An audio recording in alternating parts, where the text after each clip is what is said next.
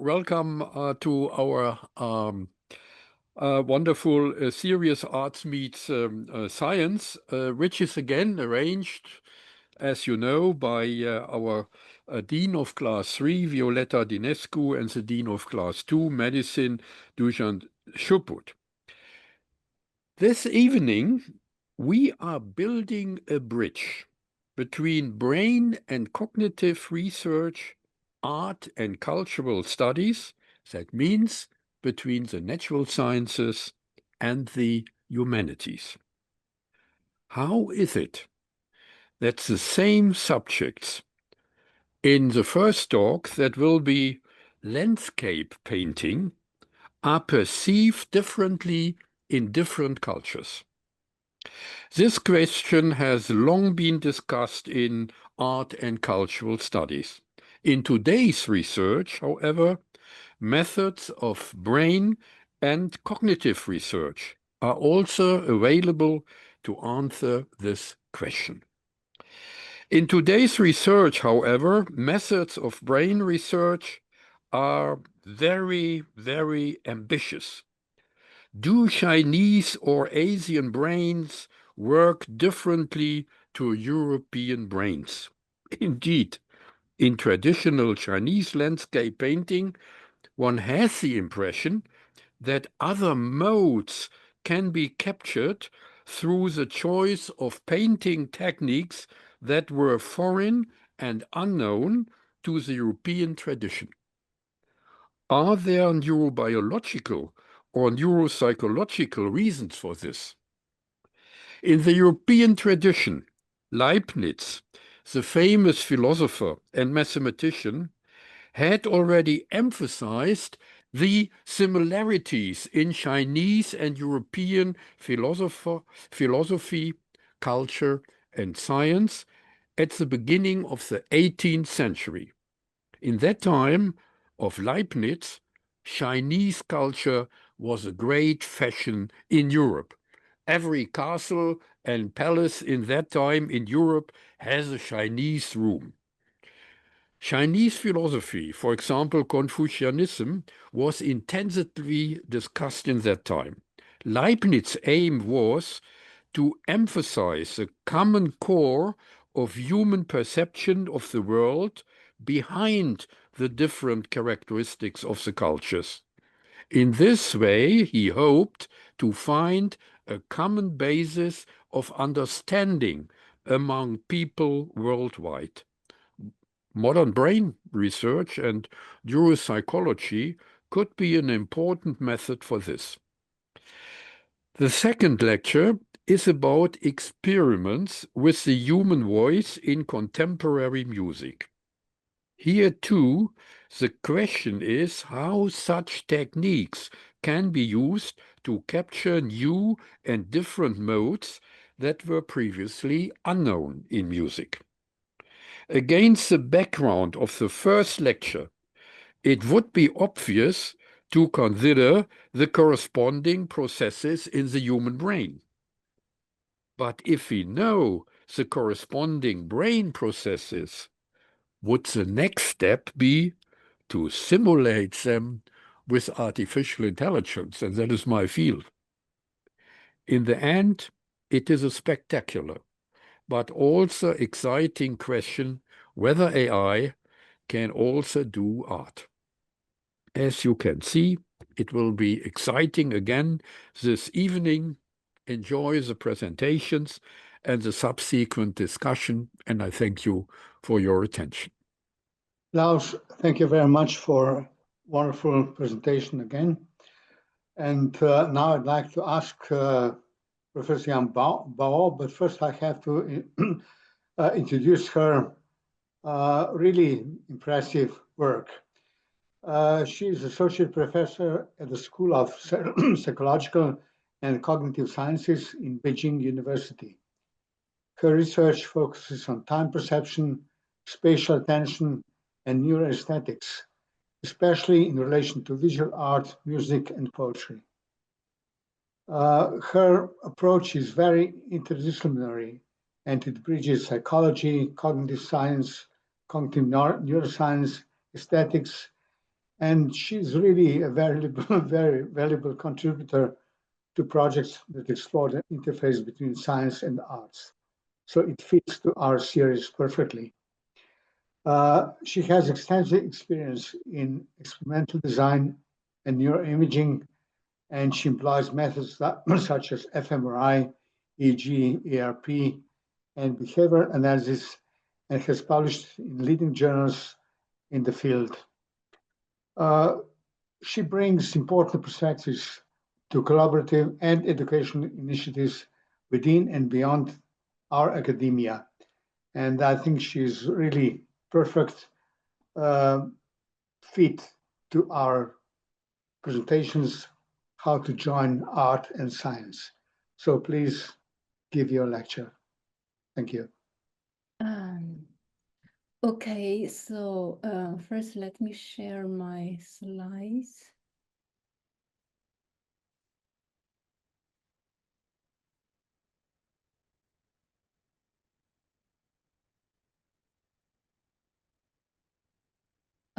Could you see?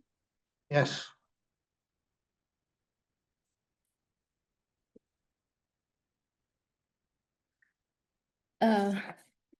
Okay, thank you for the introduction.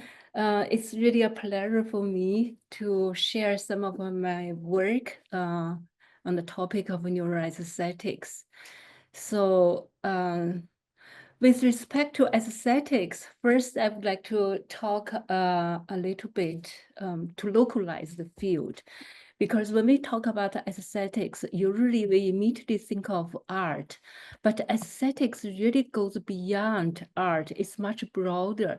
It can refer to our aesthetic experience in daily life for common objects, for natural scenes, etc. And when we talk about arts, we not only refer to appreciation of artworks, but also refers to the creation, not appreciation, but also creation of artworks. So today my topic will focus on the overlapping field of these two areas. So mainly the aesthetic appreciation of visual art. I'm going to focus mainly two aspects. One is focus on anthropological universals. The other is cultural specifics. So first, let's focus on the common aspects that all humans share. That is, how do we see? How do visual information is processed? Here on the left side, you can see a picture of a man, and on the right side, you see a line drawings of the same person. So from the line drawing, actually we can perceive it's the same person. So how is it possible? Why lines are so powerful? And this is related to how our retinal ganglion cell works. So here I would like to show an optical illusion, which is called Mach band effect.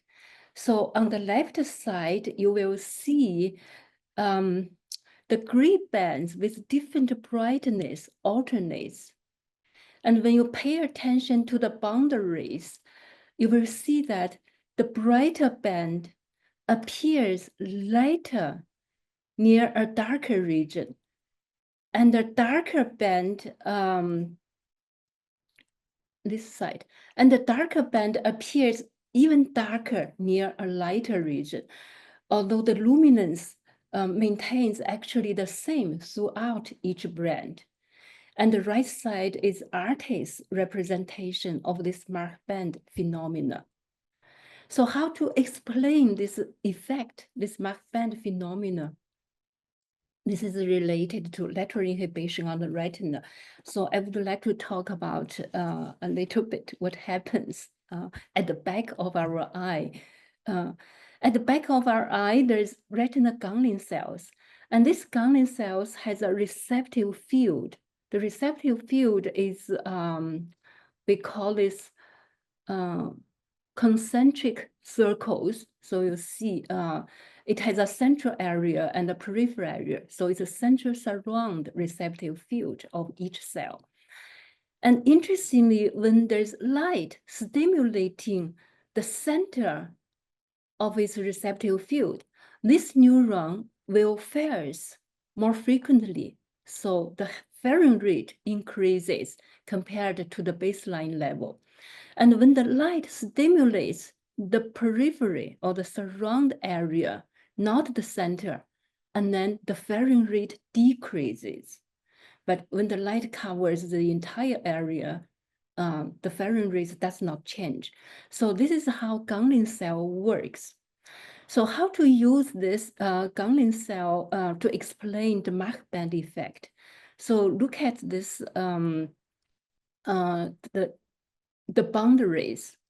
Here, when the neurons approach the boundaries from the lighter side to the darker one, you see the center is all stimulated by light, but the periphery, not all of them are stimulated.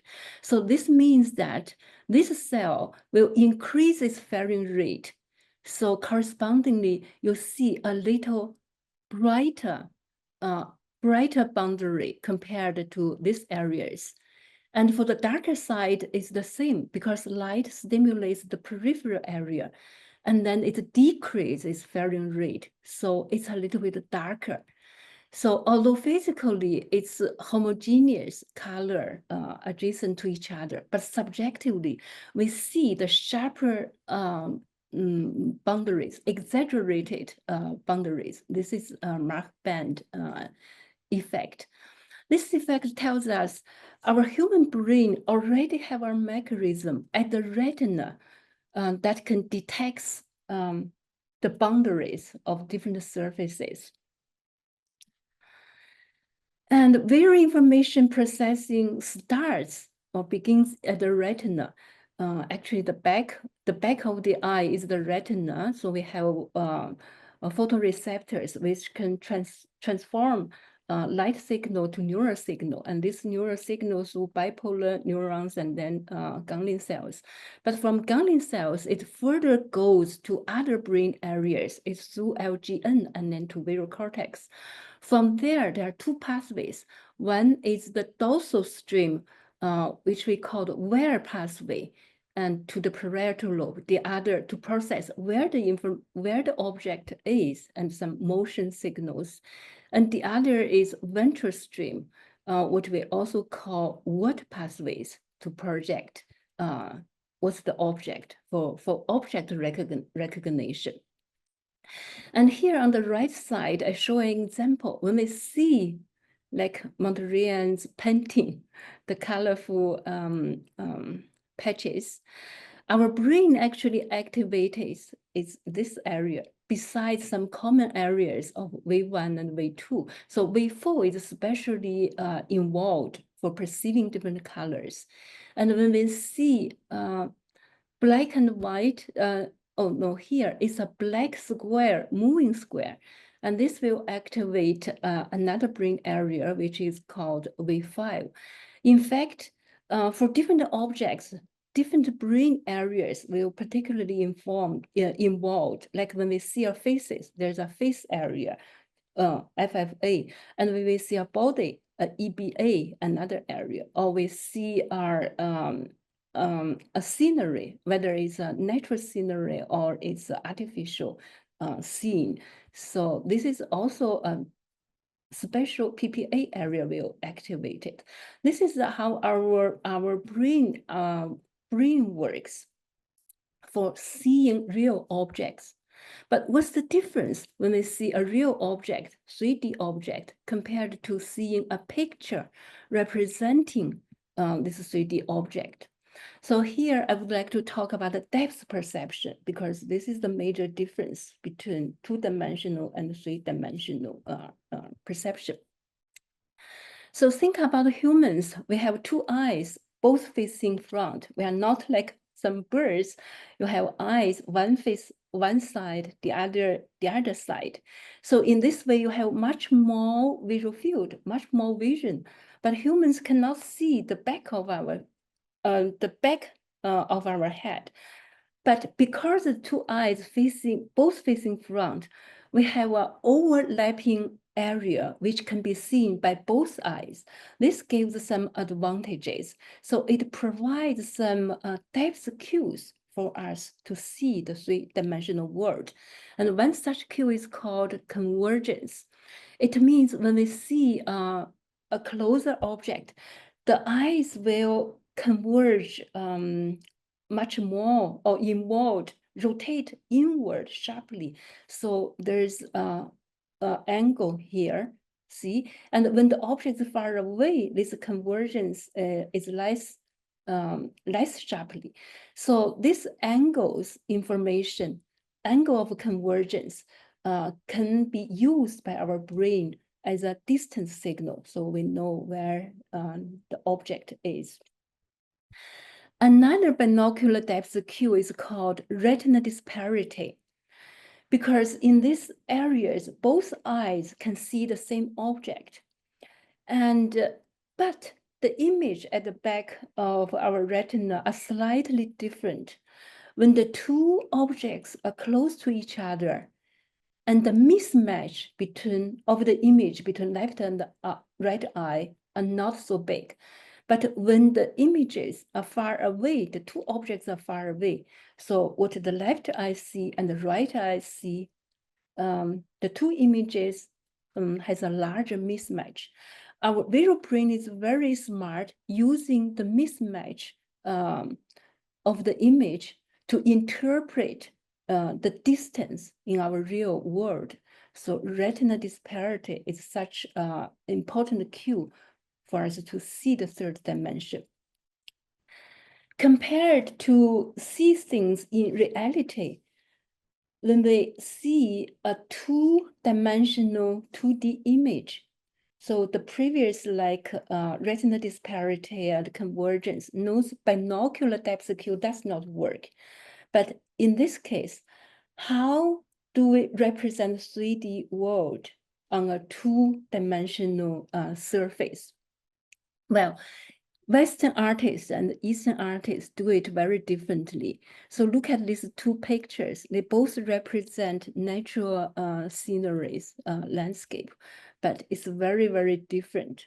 So first, let's focus on the Western perspective. And the Western perspective was first discovered, the geometric perspective was discovered by an Italian architect or artist engineer called Filippo Brunelleschi.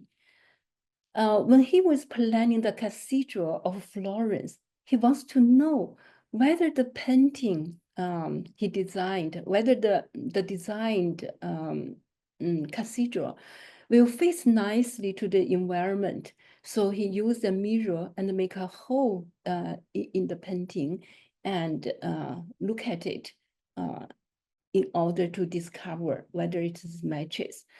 So Leonardo da Vinci further or clearly described the laws and the principle of perspectives in his notebook. He said, perspective is nothing else than seeing a plane behind a sheet of glass, smooth and quite transparent, on the surface of which all the things approach the point of the eye in pyramids. And these pyramids are intersected on the glass plane. So here I show a picture which uses exactly the linear perspective.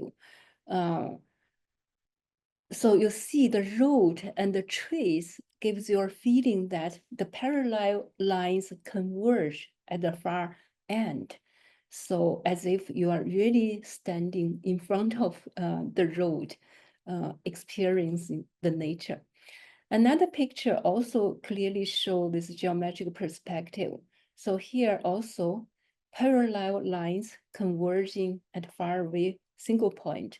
And this point is called vanishing point. So besides this major monocular depth cue, linear perspective or geometric perspective, there are many other monocular depth cues Western artists use in their painting. One such cue is relative size. We know that when the size is, for the same objects, when the image on retina image is smaller, it means the object is far away from us. When the image size is larger, it's close to us. Here, I show the size illusion. So physically, the two mirrors are exactly the same size, but because of the geometric perspective, we perceive the other one is much larger, so it's not exactly the same size. So size and linear perspectives can interact with together. So here is both functions with linear perspective and relative size for the same car. So closer is larger and far away, it will be smaller. So there are some other cues also tell us the distance. So one such cue is occlusion. So you see one covers the other. So then you know which is at the front, which is at the back. Texture gradient also tells us. So for the same crops, same objects, so when it looks larger, it's more close to us. When it's becomes smaller and smaller, and then it's far away. So another monocular depth cue is called area perspectives, which means that when the thing's close to us, we see it much clearly, and when it's far away, you see here the buildings are much blurred because of the eye in between. So this all gives our depth cue to know where the object is. So another cue is shading. So here the shape are exactly the same, but the bright on the left side, the upper part is brighter. On the right side, the lower part is brighter. It's just inverted. But we perceive with very different objects. And the left is something convex, and the right is concave. So you see as a three-dimensional object. So that's for Western artists, they use all of these monocular cues in their paintings in order to represent 3D world. But how do Chinese artists do it? Here I show a picture. In this picture, if you focus on the table, especially the table edge, you see the front edge and the back edge. So if we follow geometric perspective, the front edge, which is closer to us, should be longer, and the back edge should be shorter. But the Chinese artists did not draw like that. So it seems actually they're exactly the same, because there's a table, and then the backer one appears to be longer. So this perspective is usually called reverse perspective or negative perspective. It's not like Chinese artists do not know the geometric perspective, like things closer should be larger and far away are smaller, but just artists do not draw paintings using this linear perspective. So here's another picture, which also shows how Chinese artists draw image to represent the 3D world.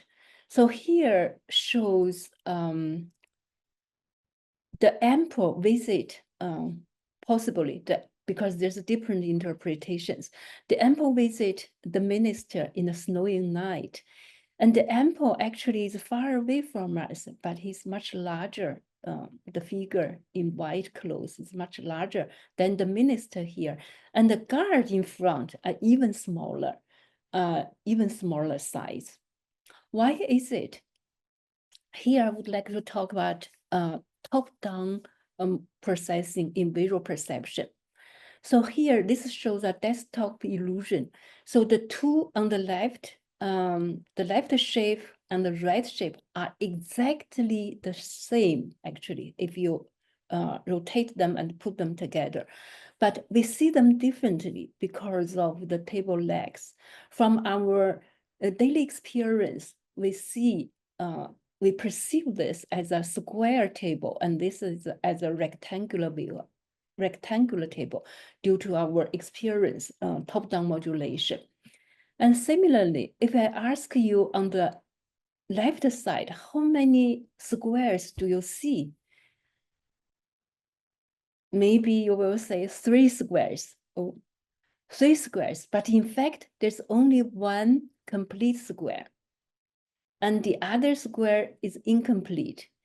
And the white area is even not painted, it's nothing.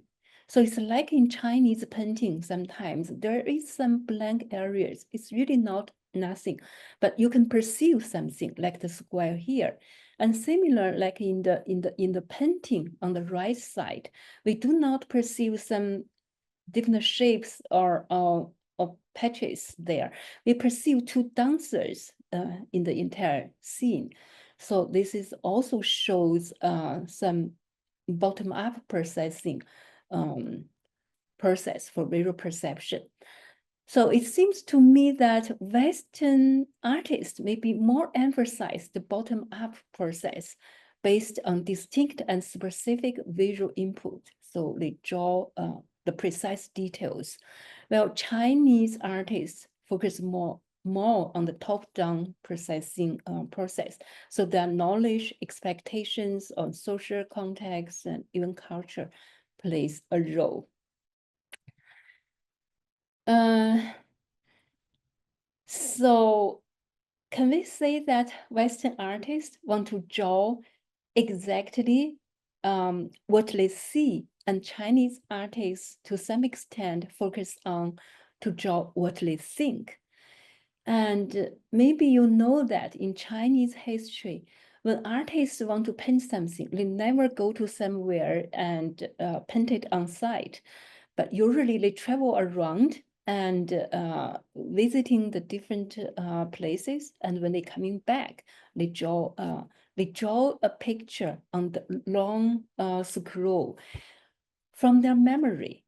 And sometimes they were given a poem, they were asked to represent the scene, so different people can represent differently. So here's a visual illustration of what's the difference between Chinese and Western perspectives. So, well, Western perspective tend to use a direct facing view. You are looking at something directly. Well, Chinese usually use a downward view, like you are a bird in the air looking downside, and also not directly facing it, but from the side. So both downside, downward and sideways view. Besides this, there's also a floating view. So let's look at the left picture here. So how to perceive that? So first you look at the lower part. And then the lower part is a picture, and you also see a person in a boat here. So it can be one picture. And then you move your gaze to the middle part. You see another scene, someone is fishing there. And then the top scene, so far away mountains. It's different. It's not like just a panoramic view. So here is the Western panoramic view. You still have the one position seeing the entire scene, not like the Chinese perspective, take a floating view, which means you have to shift your gaze in order to perceive the entire landscape. So the benefits of a floating view is that it's created in a way that the audience not only can see it, but they are also invited to come into the scene, to walk through different places, and to stay inside. So it's kind of a holistic philosophy to unify time and space together in one scene. Another difference between Western and Eastern perspective is about the focus. So here, when you see the Western paintings, it's clearly object-centered, and it has a single focus, telling the story. The Roman soldiers are robbing the women. But when you look at the Chinese paintings, well, you will see the people here, some people here, some people, and here some. So the peoples are so tiny, and also they are context-oriented. So multi-center and also context-oriented. So here I summarize all the differences between, but this is not all, just some major aspects. Like Western use geometric perspective and this negative perspective, direct facing view, downward sideways view, fixed view, floating view, single focus, multi-focus, object-centered, context or centered. And these differences can also be seen in photos. So like American take photos, they usually take a close shot, while Eastern subjects are much more context-oriented. And when you draw paintings, ask subjects to draw whatever you want. Americans usually draw like this, and the Japanese put much more details in it. So taken together, all these different perspectives, we ask a question: are the different representations as expressed in traditional Chinese and Western paintings appreciated differently by people from different culture? So we made an experiment asking both Chinese and Westerners to view Chinese painting and Western paintings in a random order. And this painting has two categories. One is landscape painting, the other is people in the scene. And subjects has to read the, do the aesthetic reading, whether it's ugly or beautiful, by pushing corresponding key. The result throws a double dissociation pattern. So it sees for Chinese subjects, they evaluate Chinese painting much more beautiful than the Western. And the Westerners, Western foreign students in our university thinks the Western paintings are more beautiful than Eastern painting, independent of the category of painting.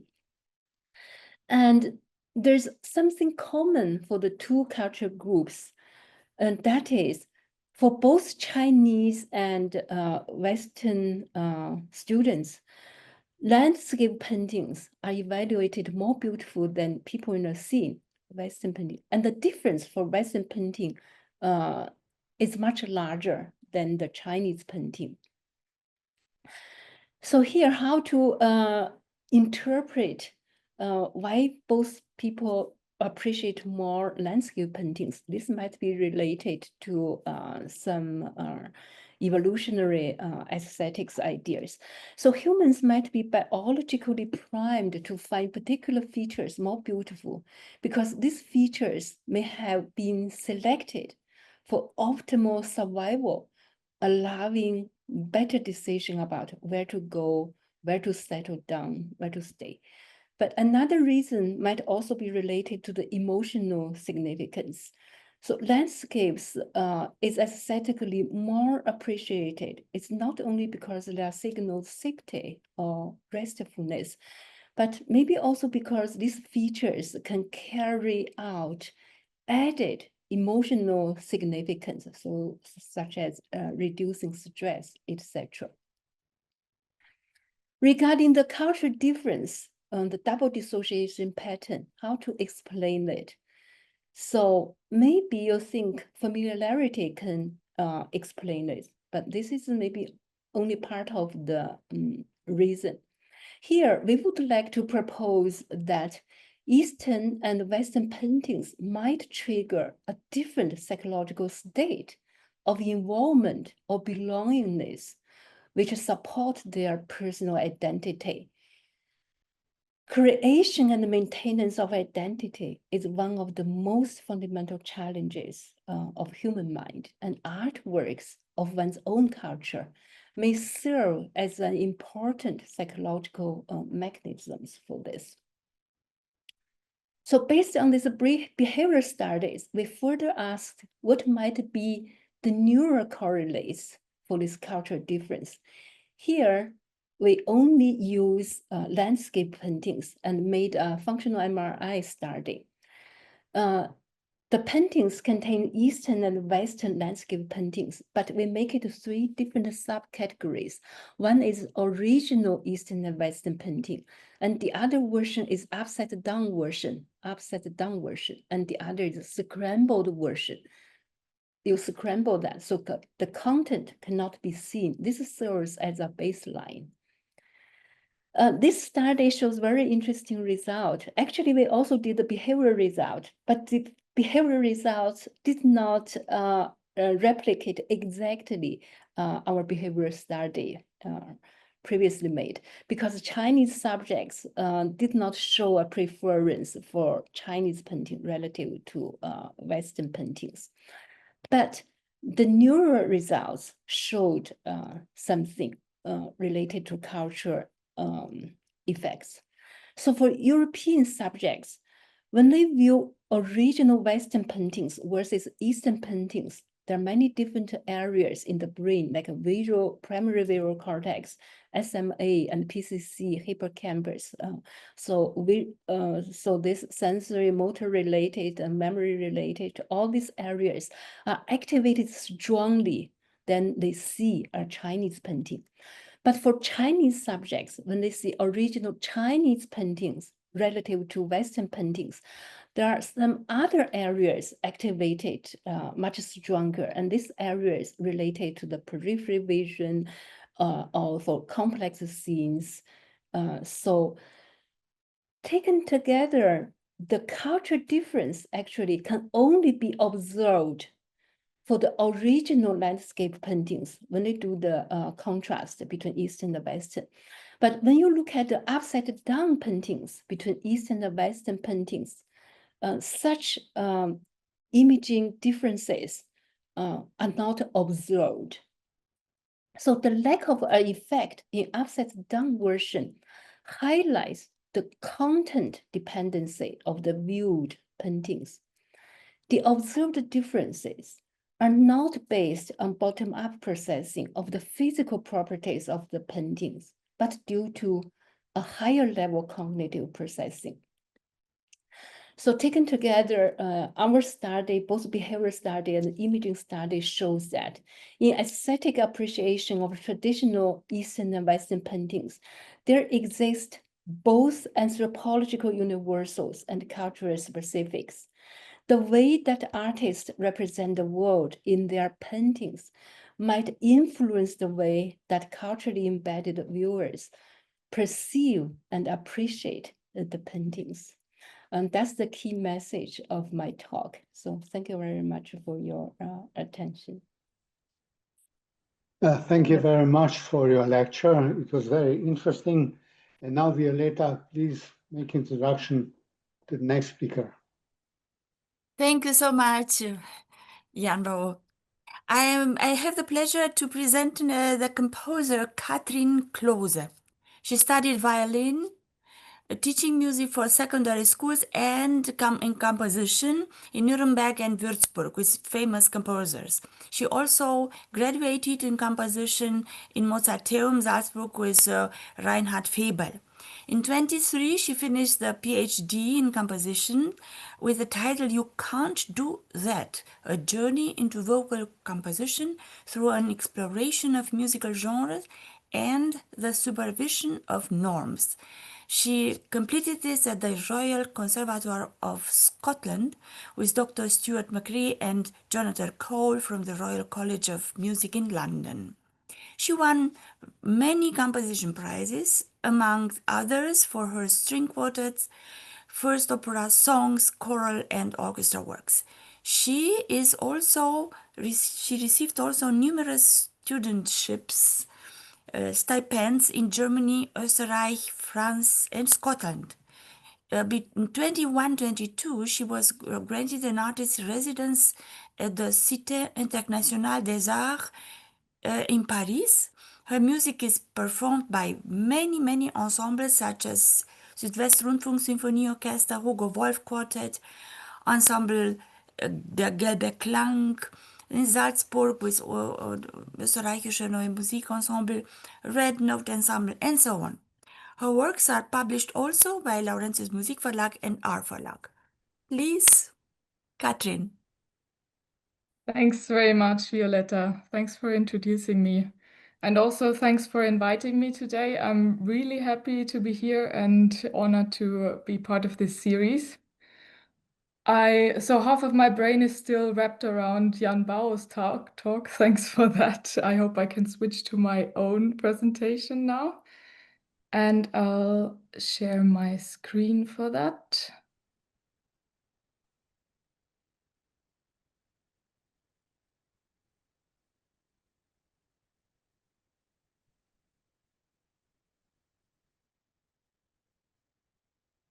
Can you see my presentation? Thank you. Yes, yes. Perfect. All right. So good evening, everyone. I'm really happy to see so many composers in the audience also. Very nice to meet you. So my name is Katrin Klose, and I would like to present my piano concerto today, which I wrote a couple of years ago. So first, I will give you some context, some background about the piece, how the piece evolved. Then I will speak about temper tuning and spectralism in my concerto, and then a bit about the use of the voice.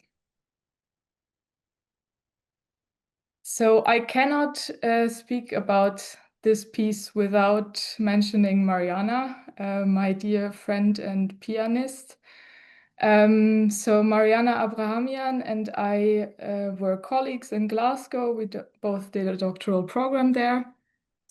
And her research focused on the piano works of György Ligeti. So she also recorded and performed all of his etudes and his piano concerto, which was absolutely fantastic. And she asked me to write a new piece for her because her idea was also to put Ligeti's work into context or to combine it with a premiere.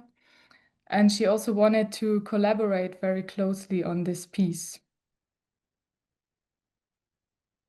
So I have to show you some photos for context. So we were very lucky to get a little residency at the beginning of our work together.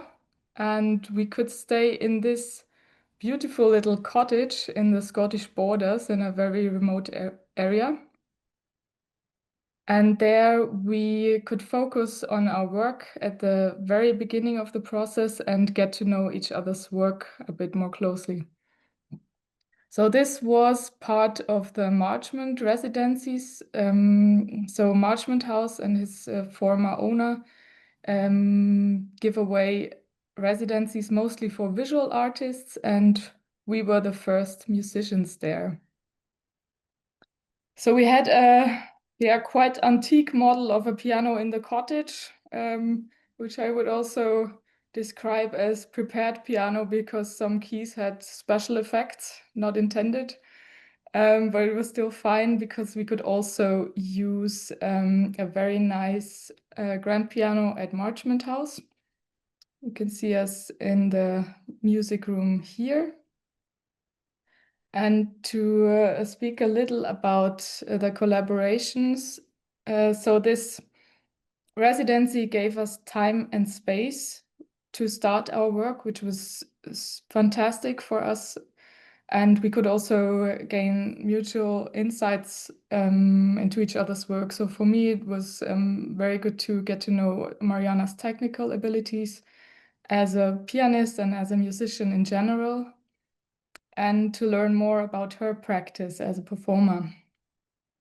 And of course, she also got some insights into my working processes as a composer, and we had some discussions about aesthetics and music in general.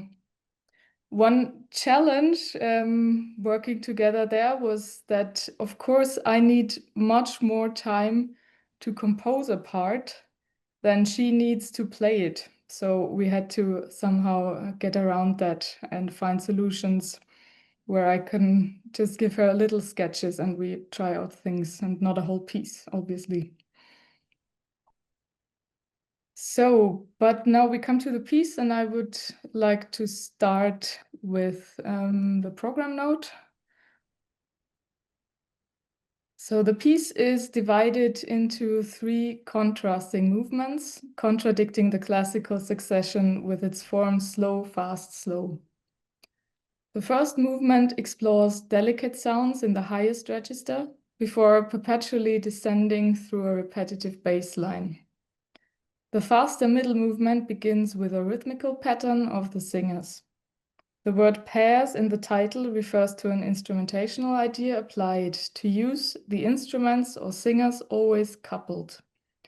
The last movement is based on a simple lullaby melody and engages with deep major chords that form the foundation for spectral chords. The overall piece ranges between the tempered keys of the piano and microtonality in the ensemble. So this is like one of the basic ideas of this piece, because as a composer in general, I am interested in spectral music and in everything that goes beyond the tempered tuning. But of course, when I get the commission to write a piano concerto, I have to take tempered tuning into account. So I wanted to create this kind of duality between the tempered keys of the piano and microtonality in the ensemble. So as mentioned, there are 3 movements. The process composing this piece was a bit special because I had so many ideas and they did not come in any chronological fashion. So I had to make way to arrange them into a form in some ways. So we have the first movement, Chacona, second, Pairs Falling Stalls, and the third, The Angel Sleeps. The instrumentation is as follows. So I was given the ensemble instrumentation. It was for a Scottish ensemble called Dreadnought Ensemble, which is specialized in contemporary music. And so I had to take into account their instrumentation, which is flute, clarinet, saxophone, percussion, violin, cello, and double bass. And I also insisted to integrate 2 singers because as Violeta mentioned, I focused a lot of in vocal writing in my PhD, and I really wanted to integrate that into this piece as well.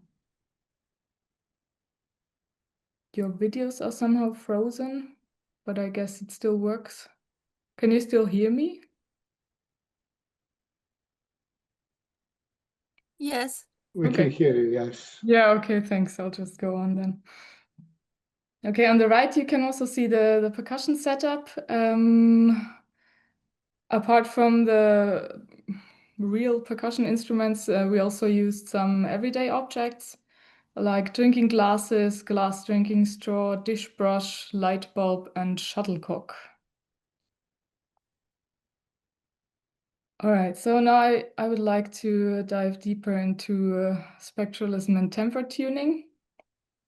Here you can see some sketches of the first movement. So this is based on this kind of lamento bass going downwards, which is also quite tonal.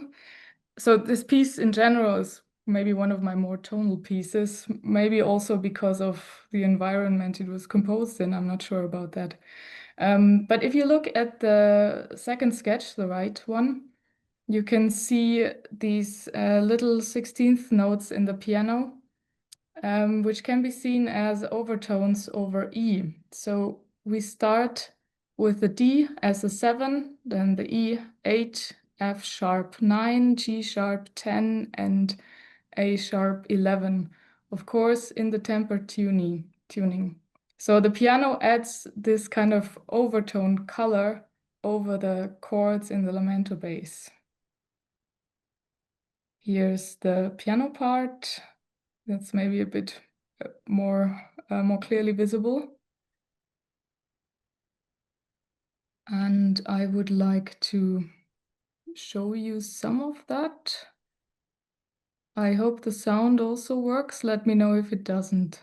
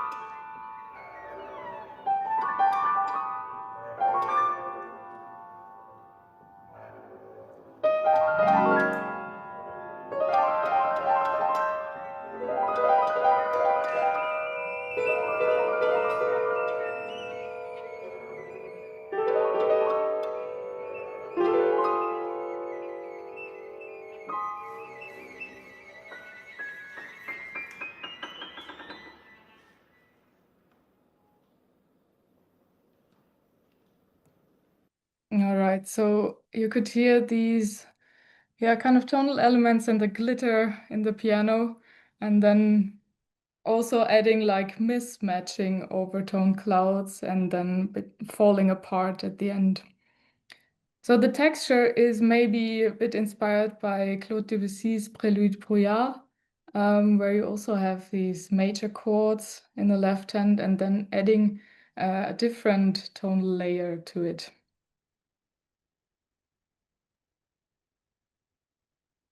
So in general, I employed several approaches to spectralism in the concerto. The first movement, as you could hear just now, the piano shifts between high overtones of different specters.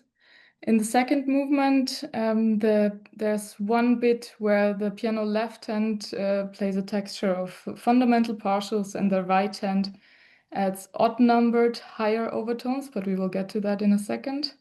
And in the third movement, the piano plays deep major chords and the ensemble adds overtones. So speaking of the second movement, this is the structure with what I was talking about. So we have the triplets in the left hand, all based on C.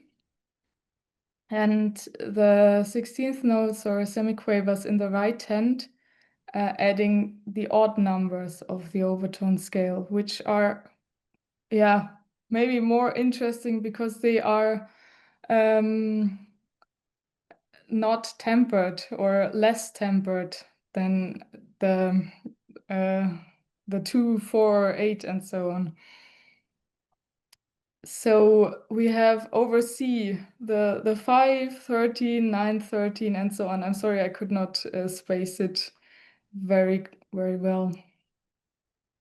So the right hand plays this structure of circa fifths, and the left hand the triplets. So this is the sketch of the piece at that section. You also see these big lines, which are glissandi and also harmonics glissandi, again, overtones. And we will briefly listen to that.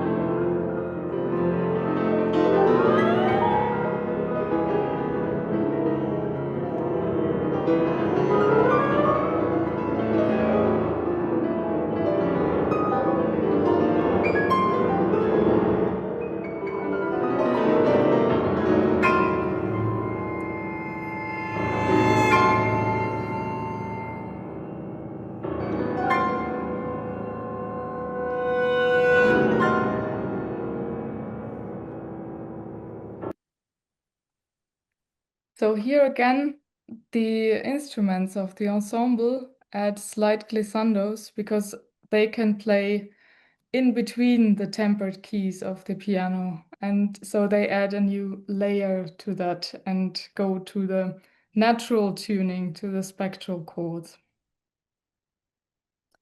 Yes, I will make a short side note on the prepared piano. So here you can see my piano with many glasses and tools on top. So this is when I experimented with like everyday objects inside the piano. And I really liked the glassy sounds. So like turning a glass on the strings or striking the strings with a glass straw very gently. or also with a shuttlecock. And that worked quite well also in the performance. And so here you can see a sketch of the grand piano that we practiced on. And you can see the different braces inside the piano. And there you have like different sections with strings in higher or lower register. And I tried to notate how each section sounds here. And of course, you do not only have the tuned strings, but you also have strings behind the bridge, which are not tuned, or which add like a different tuning in a way.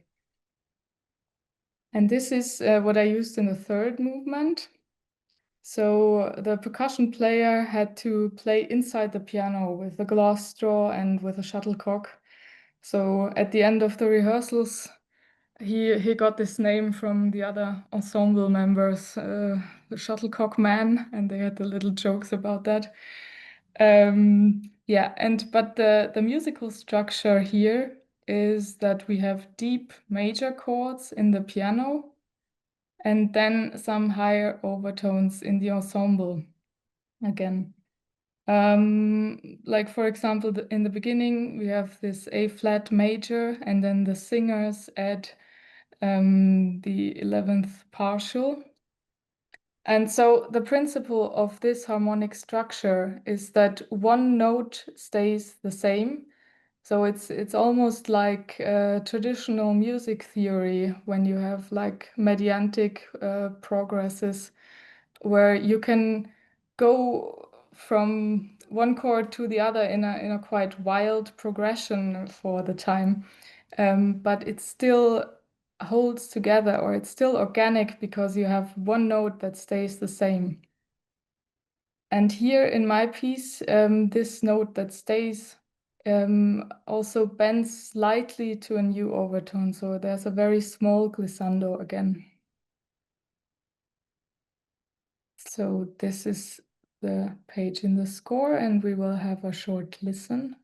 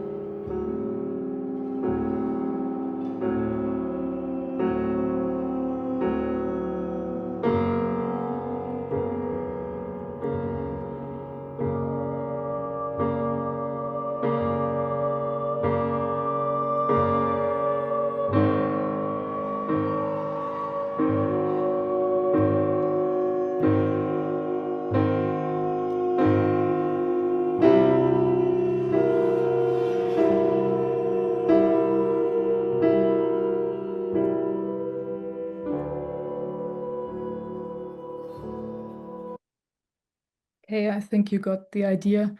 When you look at the page, we also had to invent some kind of new notation for the shuttlecock, or Federball in German. So you can see these little V's or upside down V's in the line at the top.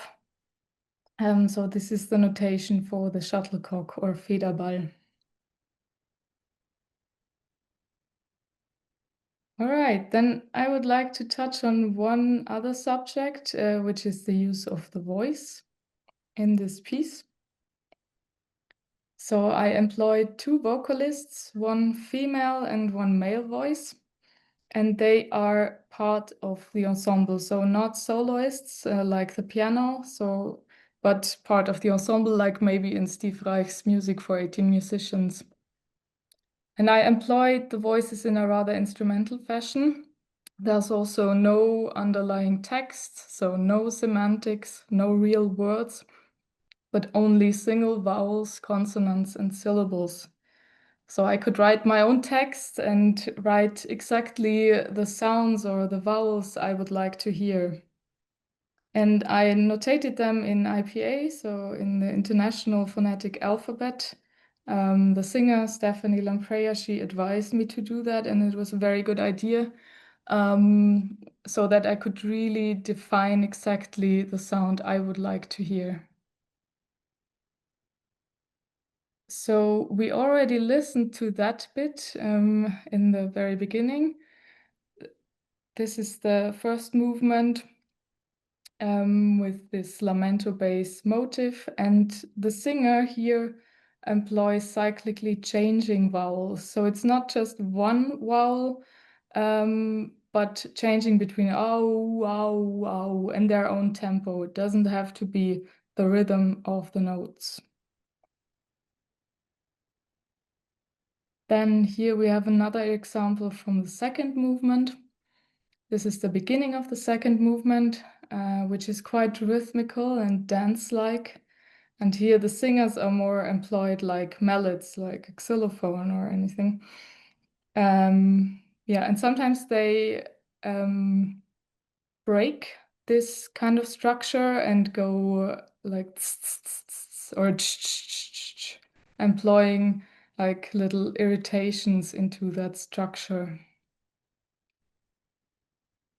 And I would like to present one third way of the use of the voice. This is the bit we just heard in the third movement with the very slow glissandi over the deep major chords.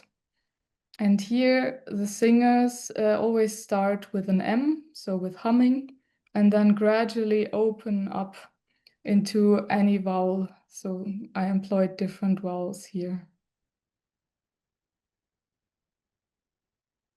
All right, so here I inserted the YouTube link for the whole concerto. If you're interested to listen, it's on YouTube.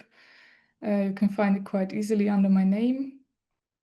And there's just one more question, what next? So I have a new piece to write now, which employs a Hammerflügel, so historic piano, and a glass harp. So this is also a very special instrument consisting, as you can see, of tuned glasses. And the interesting thing also is that the Hammerflügel is tuned a quarter tone lower than the glass harp. So I'm quite excited, again, to use some microtonality and also to write for piano and some glassy sounds. So maybe the piano concerto has some impact on this new piece as well. Yes, and then I just want to thank you for your kind attention. Thanks for coming to my talk. And I will turn over to Violeta again. Thank you. Thank you, Katrin. Wonderful music and wonderful presentation. Thank you so much. You open a new perspective in your own life with piano and with Marina. Thank you very much. I would like now to open the discussion. Please, Dušan also. And I try to see if somebody made me a sign in order to say, yeah. Peter Katika. would like to. No, Professor Peter Hermann. Yes.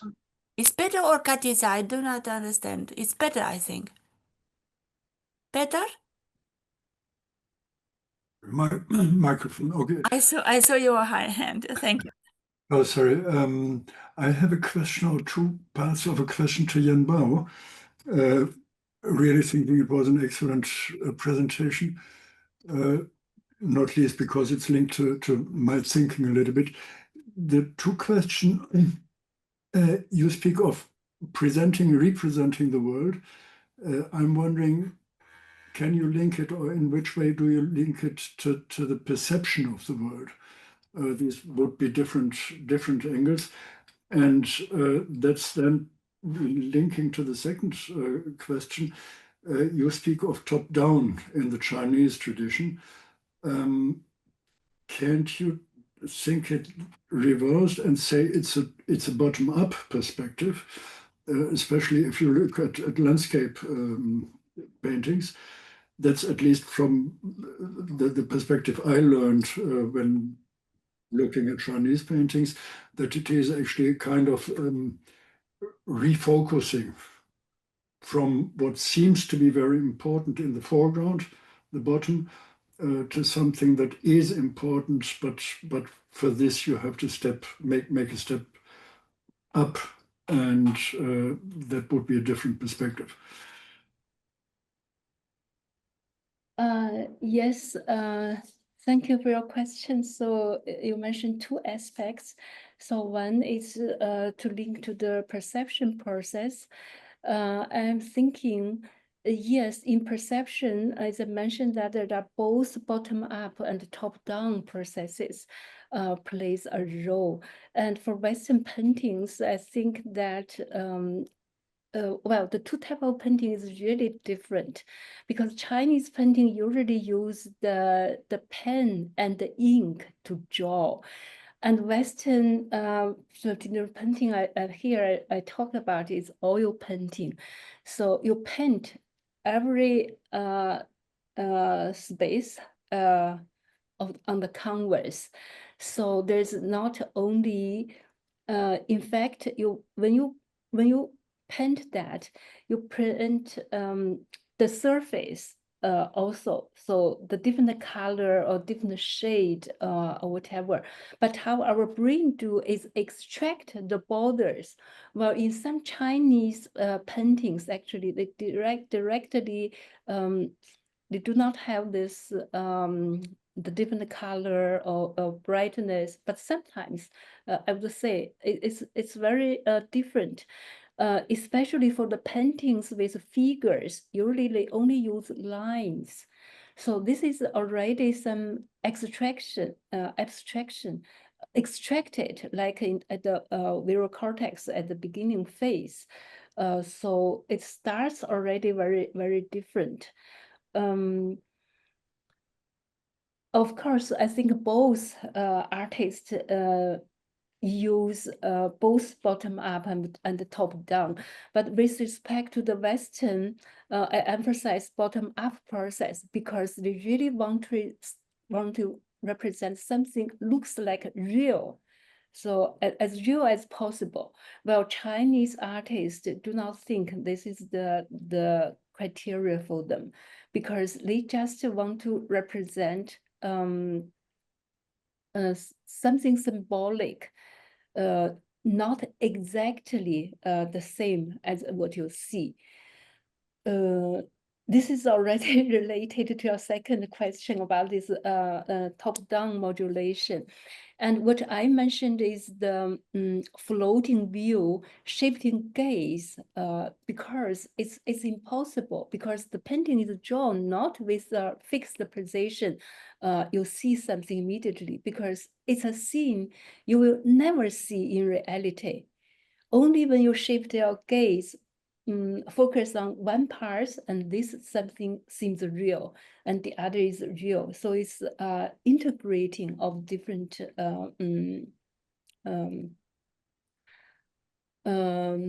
views, let's say in this way. But maybe you can also call it multiple perspective. So I don't know if that is exactly what you mean.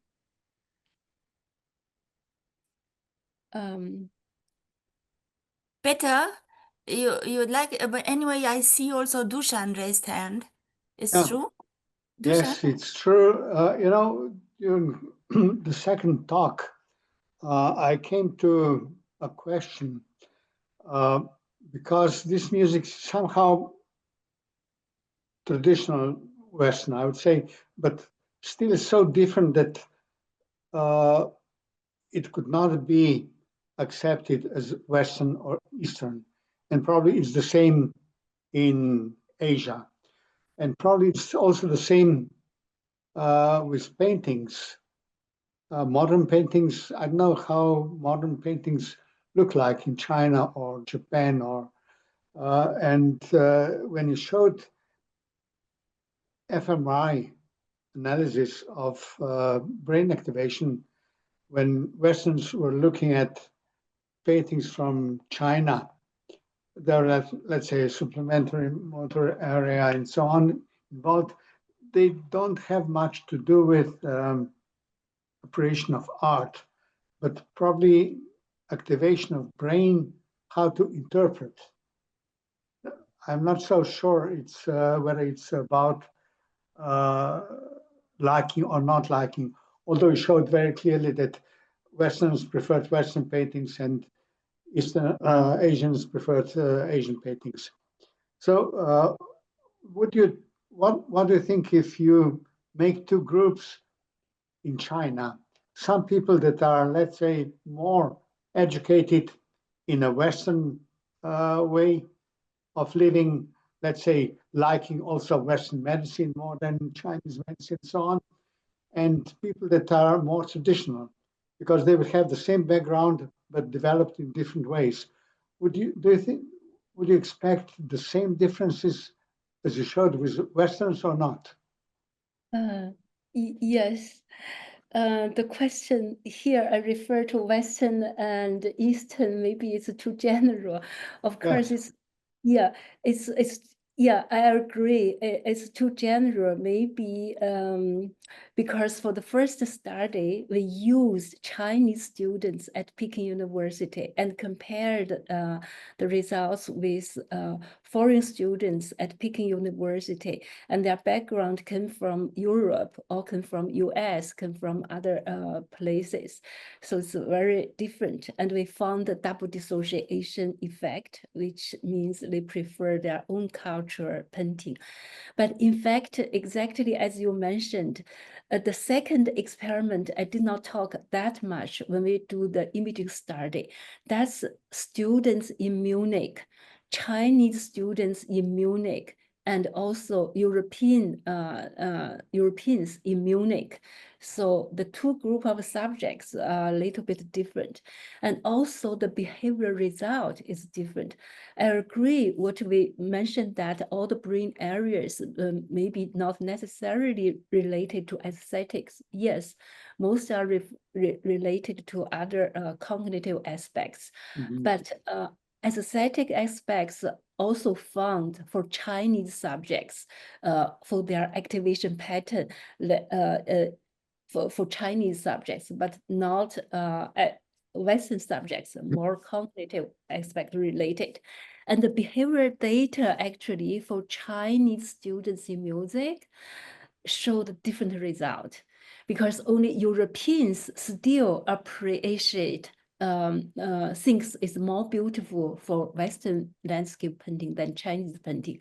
But Chinese students in Munich do not think Chinese paintings are beautiful than Western paintings. So there's no significant difference.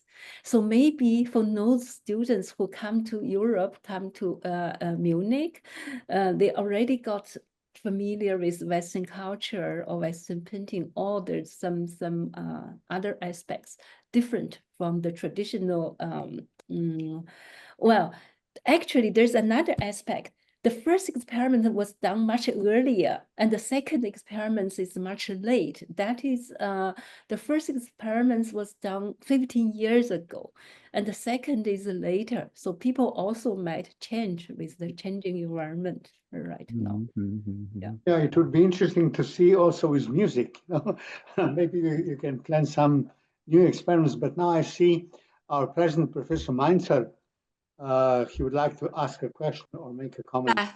Okay. Yeah, I want to go on the line of your question, Dušan, namely when the measurement process of neuropsychology and brain research now come into to play. My question is the following. You spoke in your talk about the anthropological constants, the universal constants, which are behind the different cultural aspects.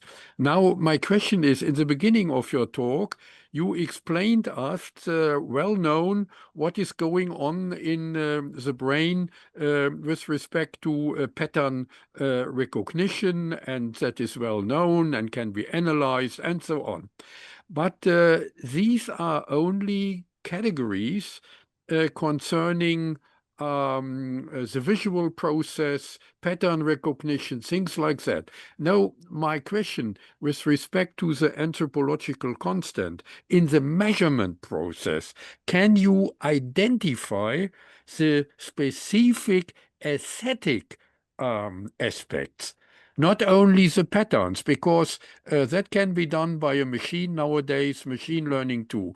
So the question is, what is the specific an aesthetical aspect, and how is it represented in the measurement process of neuropsychology, or is it only an interpretation of us? Now, that is the question. And I have, of course, in mind, what about later on if we can realize that with AI? Because if we know these brain processes and can simulate it and measurement, then there may be a chance to build machines who can simulate that. Now. Yeah. Okay. Thank you very much for the questions. Yeah, with respect to the measurement, can we with respect to the anthropological universals, can we identify some neural indicators are right related to this? I will talk about other experiments, not ours. Indeed, there are some areas has been identified when people are asked to view different type of paintings independent of the category. There's one brain area which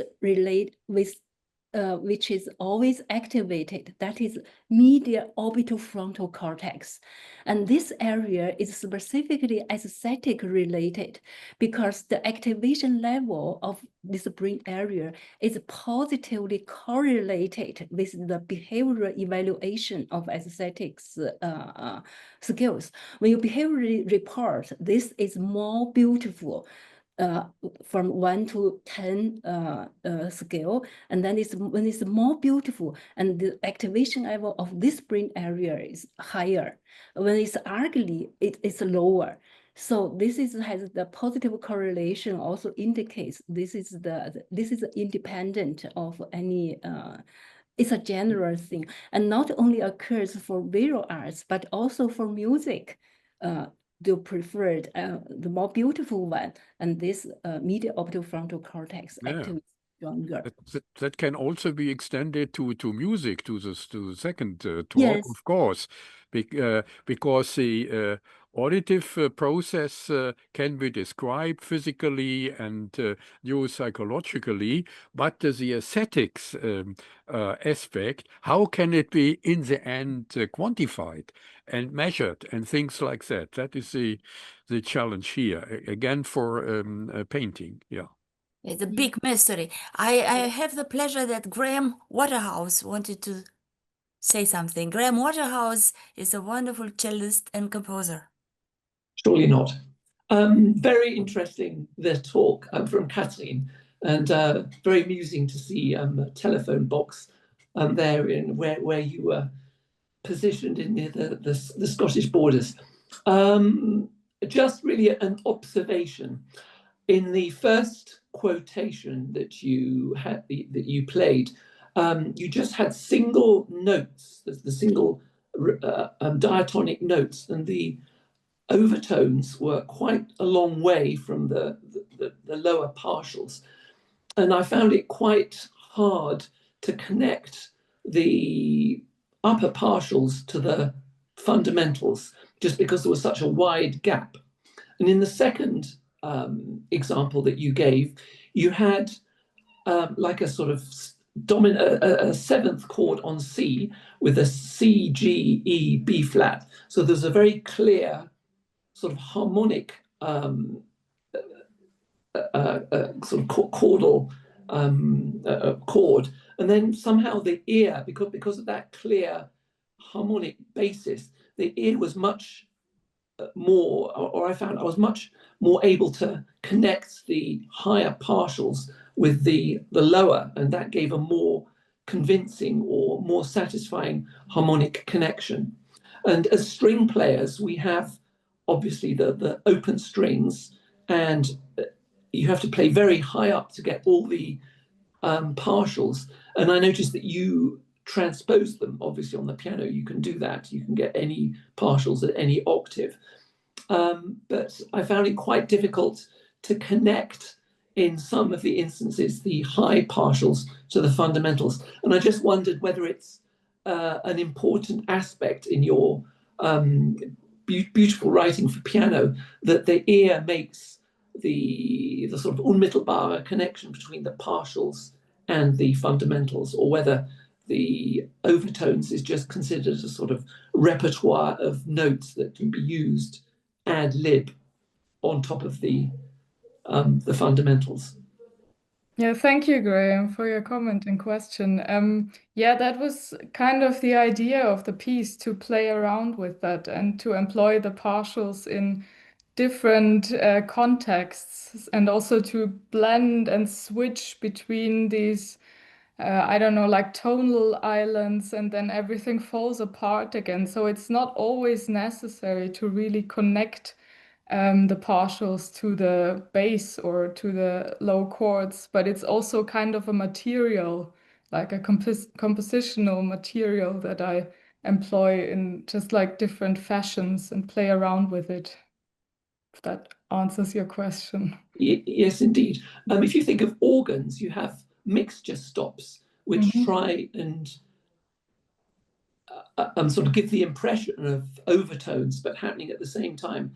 I wondered whether sometimes, or at other parts in the piece, you used upper partials sounding simultaneously to create other upper partials. And in fact, I think there was even a PhD done also at Glasgow by someone who used the idea of musical or tubes which were resonating, which would then resonate with each other and then create entirely new overtones through the clashing of different overtones. And in fact, it's been argued that Bela Bartok does that in the Gioco del Coppie in the Concerto for Orchestra, where he uses the overtones of the specific instruments, which are generated by particular intervals. So, for example, the bassoons in sixths will generate particular overtones, and the trumpets in seconds. So, just in general, whether you're also interested in using overtones simultaneously in order to sort of create their own overtone. So I think that's kind of what happens at this last section I introduced today with the deep major chords in the piano, because I think when you press these deep keys, like the lower partials, then of course the piano also overtones sound here if you press these deep low keys, and then the ensemble comes on top of that and blends in and out with the slow glissandi again. So this is kind of the idea of this section also. Oh yeah, super. And I love the idea of having a note common to one chord, which then hangs over to the other chord and then puts a different perspective and then changes that. There are numerous instances in traditional music of that. And that was beautifully done with the split tones, and wonderful singers you had to pitch. Oh yes, I did. To pitch so accurately the microtones. And I shall look forward to listening to the piece on YouTube. Oh, thanks very much. Yeah, actually we used because the singers, of course, can do a glissando or also a slow and very small glissando quite easily. So we use them to blend the instruments, which sometimes have like challenges to do a glissando in this kind of natural, gradual way. So that was a good blending instrument for us to use, the singers. Indeed, yeah. it reminds one of this bit in Gura Leader where the piccolos pick out the overtones of two contrabassoons and a bassoon, and they sort of shift chord, and the piccolos then do in at the same time, and that's a very striking effect. That reminded me of that. Right. Yeah. Thank you.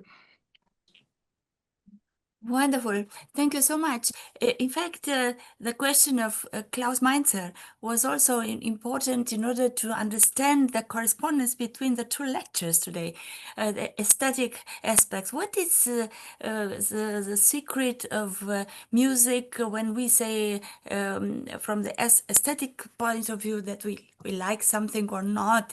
Does it have with anthropological dimension to do?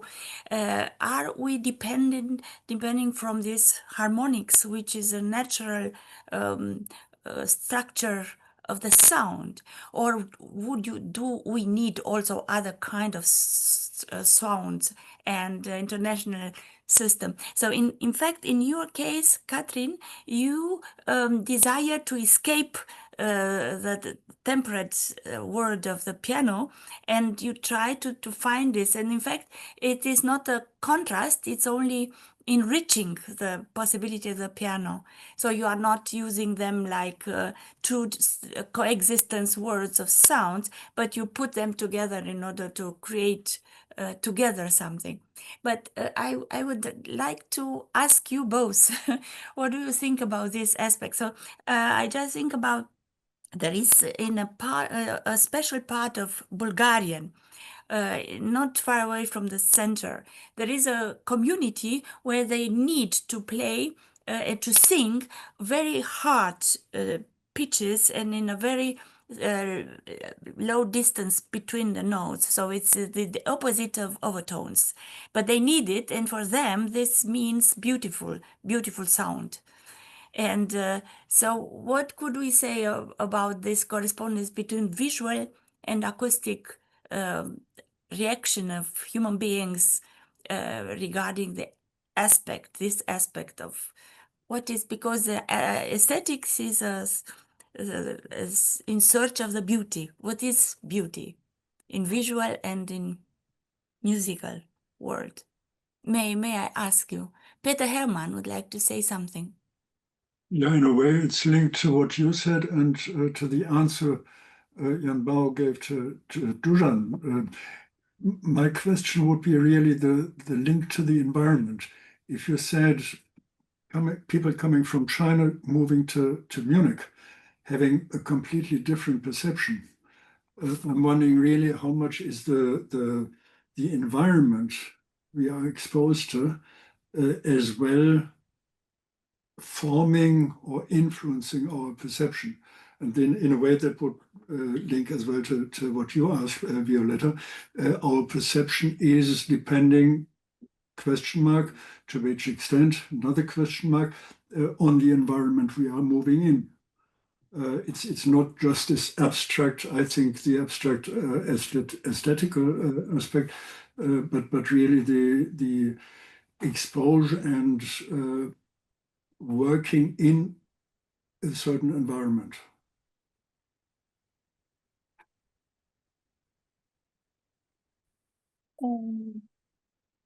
For me, yes, the students, the environment changed. Actually, this is a part of also social context changes, right? So this is very different. Traditionally, from our culture, well, in psychology, some people say that the Western culture is more individualistic. So, well, our culture is more collective, so it's more emphasize the social interactions between people, and also how the others think influence what you think. So this might be plays a role, I think, for their changes in behavior pattern of aesthetic behavior. And with respect to Violeta's question, what is beauty actually? Visual, both visual and auditory. I think here there's also a culture question. And right now, actually, in our group, in our Munich group, we are trying to define what is beauty in different cultures. So we already use the semantic differentials with different dimensions, ask people from Germany, from Turkey, from China, from Japan, from Korea, from Russia, from many countries, try to collect the data, but we have not finished this project yet. So indeed, when you talk about, I think this is very beautiful, and another people from another culture think beautiful, do mean the same thing. So that's the question actually we also want to answer. Yeah. Is it possible that you are just getting used to something, and sometimes you are forced to see something without desiring to see this, and after a while you are just getting used to this, and you say, okay, it is beautiful. Or you listen to some music, and this music at the beginning, it gives you, so irritates you, but after a while you may remain in this universe of the sounds. It's like getting addicted of something. So you are beginning to smoke. I don't smoke, but I know that you are beginning to smoke is difficult at the beginning, but after a while you're getting used, you can't stop anymore. Is this the same with music, with sounds or visual? In psychology, there's a theory called processing fluency. So when you it's respect the ease or difficulty to processing something. So when you're processing something easily, you feel more, also you more feels, you like it. You give it a higher aesthetic preference. Maybe this is related to what you mentioned. I think there are two things, art and beauty, not always the same thing.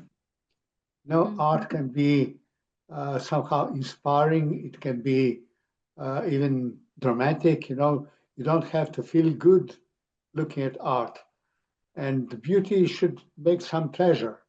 And in this respect, wouldn't you focus, let's say, on limbic system to study what makes people feel good in one or the other culture?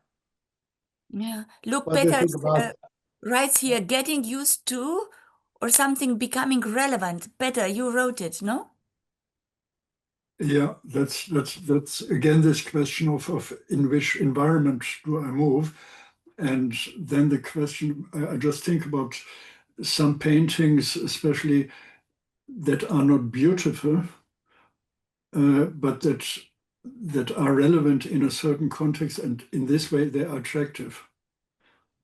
If I think about Guernica or some, Yes, that's beautiful, but it's attracting. It's a powerful word. Isn't yeah. Do you think about Gesualdo, who used incredible dissonances at that time, and because it was an inside necessity to use strange sounds or to look to terrible things. Yeah, Bostian, please. Hello to everyone. So I would like just to intervene again. I'm referring to Professor Šuput. What's the eternal question? It's not eternal question, it's a question that was raised from the beginning of the 20th century or in the last decades of the 19th century. What's the art and what's the beauty? And I think originally art and beauty is verum bonum pulchrum. So what contributed to form the Western civilization we know and we are all part of. And now this criteria has been lost. So everyone is promoting his own art, and there are so many arts. There are already more arts than people, than artists. And I think that art is just simple. It's very, very simple. All the questions, all the answers to the great questions are simple, Thomas Aquinas said. And I think art is, and beauty is something that cannot be reproduced. So that's an individual gesture, an individual, how to say, output of someone who is doing something that cannot be reproduced. And I see I'm teaching to my students, just close your eyes, go to the canvas and open your eyes before the canvas, and you gaze at the canvas, and in 1 second you will see whether it's beauty, it's art, or it's not. So I think it's my criteria, but I would not insist. I would not insist. Thank you very much. Mm-hmm. Who you would like to ask a question? Wonderful. I just add something for the because today's two topics are both art related. I just wondering. I want to add that the arts actually for the Professor Yan Bo. I'm a musicologist and did read something about the visual arts in China in the past when people study the comparative studies on the Western arts and Chinese art, people always emphasize difference between the Chinese Western philosophy and the Chinese philosophy. Sometimes people say the Eastern philosophy. And one of the most important things that some of the scholars emphasize that I think you mentioned before also that the Chinese arts emphasize suggestive nature. They don't give the very concrete details. Music is also exactly the same. And that's why we see that John Cage, a lot of Western composers borrowed the Chinese philosophy to create a very modern, very vanguard contemporary Western music. So I read a lot of philosophers study on the comparative studies between Chinese and Western arts, and this is the probably the first time I learned that there's a cognitive and a anthropological or the study from the other perspective come to the study of the Western and Chinese arts. So my question is, or my suggestion is, that how do you think of the Chinese arts background of Chinese art in general? I mean, not only the visual arts but also music, because when you consider music, those are exactly the same. In Chinese music, you use some very few notes.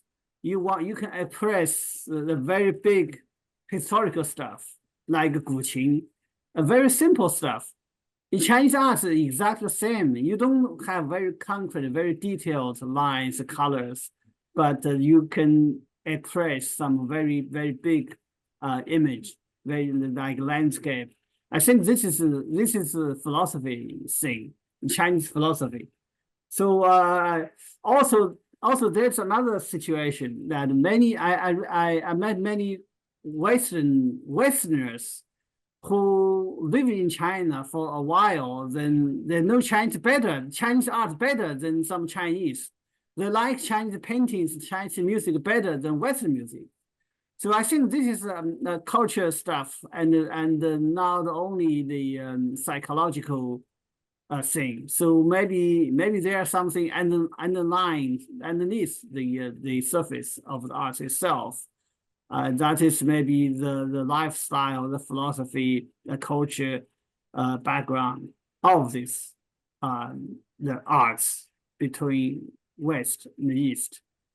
That's maybe that's the comment I want to put on that. That's also my thinking when I listen to the two lectures.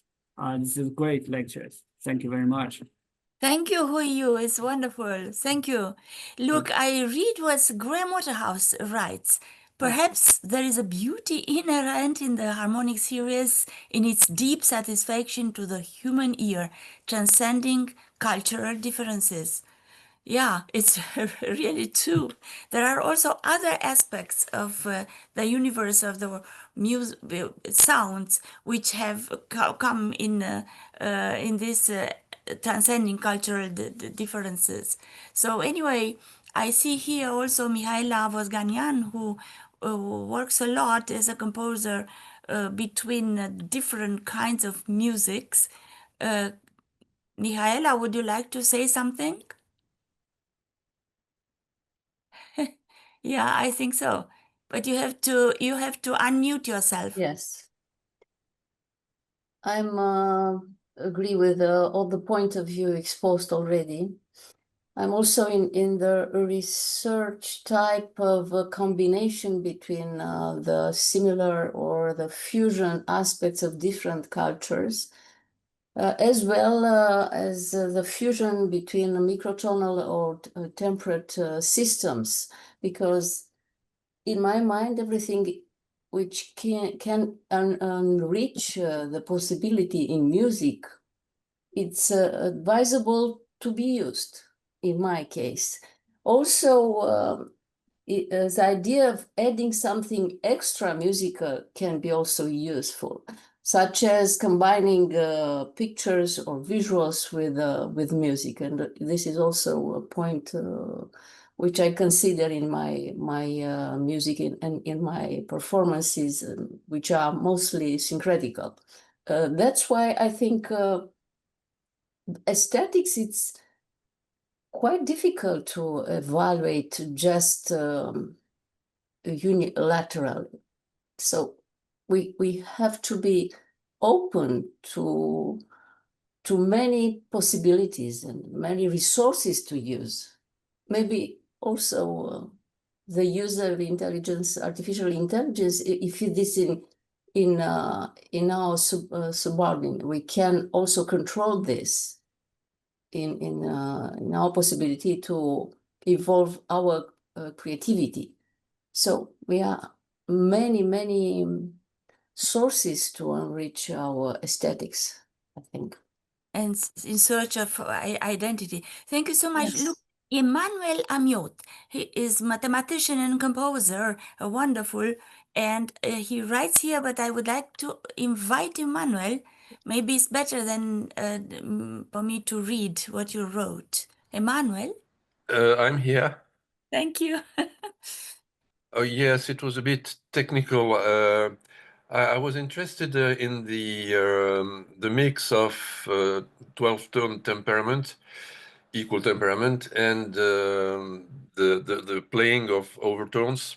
But there is a special case, which are the 7th and 11th, which do not fall really right inside the 12-note scale.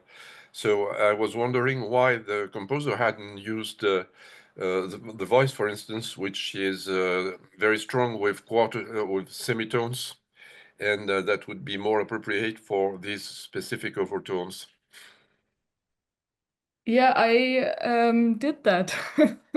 So, of course, I also used it in the piano, but at many instances, the voice take over these tempered overtones and bend them into the natural tuning. Or also in the last section I played with the deep major chords, it starts with an 11th partial in the singers. Sorry, I missed that one. Yeah, don't worry. Thank you. Emmanuel Amiot is also a very good pianist. So Excellent. thank you so much. I imagine that Klaus Meinzer. I think there's one more question. One more question. Who? I don't see. Excuse me. Yes, it's I would like. Thank you. Thank you. Please. Yeah. It's my turn. Violeta, it's my turn now. No? It's good. We hear you. Okay, yes. I would just like, because I find very intriguing, so this remark from Mr. Graham Waterhouse, perhaps there is a beauty inherent in the harmonic series in its deep satisfaction to the human ear and transcending cultural differences. So that's fundamentally true, because there's a beauty that goes even beyond the how to say, the Homo sapiens sapiens. If we take in account the Neanderthals, so in Slovenia there's there's a very famous site. It's called Divje Babe Cave, and there has been found, I think in the 50s or the 60s of the 20th century, a sort of flute that was carved from the cave bear femur. And it's old, about 50 to 60,000 years. And it's a flute. It's the first musical instrument in the history. and they have, how to say, they played music. So our ancestors, so our relative ancestor Neanderthals, and also that what have been also found that there was carved out of the mammoth tooth was a sort of a sculpture of a baby mammoth, and it was used to a sort of an adornment in the same period when Neanderthals lived. So I think that something beauty and very generalized beauty is with the beings, so Homo sapiens sapiens and Homo neanderthalensis, who are capable to think and who are capable to, and that it's a pattern that's very, very generalized. I would like just to make such a remark. I think very, very, very, Mr. Graham, very, very important. Thank you very much. Thank you, Bastian, also. And now I would say that Klaus Mainzer will say the last words of our meeting. And thank you so much. It was a wonderful colloquium again. And yes, indeed, it was a highlight again. And perhaps you remember in my introduction, I mentioned Leibniz, and Leibniz is great mathematician and philosopher. In his time, in the 18th and late 17th century, he was, as many people in Europe in that time, fascinated by the Chinese culture. But he was seeking for a background, a common background of mankind behind all these different cultural aspects. And he was, of course, a European, and in the European tradition, you know, coming up from antiquity, there was a belief that there are invariant structures of beauty which can be mathematized. Remember the in the Pythagoras tradition, Platonic tradition, the idea of universal proportions, and the golden section in the Renaissance, and so on. And I'm also a mathematician and philosopher, and so I'm in favor for this idea of a universal measure even of beauty. But I must say, especially after this evening, aesthetics has also something to do with our feelings. And I must say, and this is my last sentence this evening, I was personally very touched on the one side by these very special mode in the Chinese paintings, which were shown this evening, but also by the new sounds of Katrin Klose. For me, that was new, and these sounds were very overwhelming for me. And so thank you very much for this nice evening. And now the last word has, of course, our two organizers. Thank you. wonderful. Thank you also. And please do come again. The last colloquium in this semester will be soon, on 15th of July, on Tuesday, with Peter Hermann and Barry Zhao. Yeah, I'm sure that it will be just as exciting as today. I'd like to thank both speakers. It was really very, very interesting. And I hope to see you in a few days. Okay, goodbye.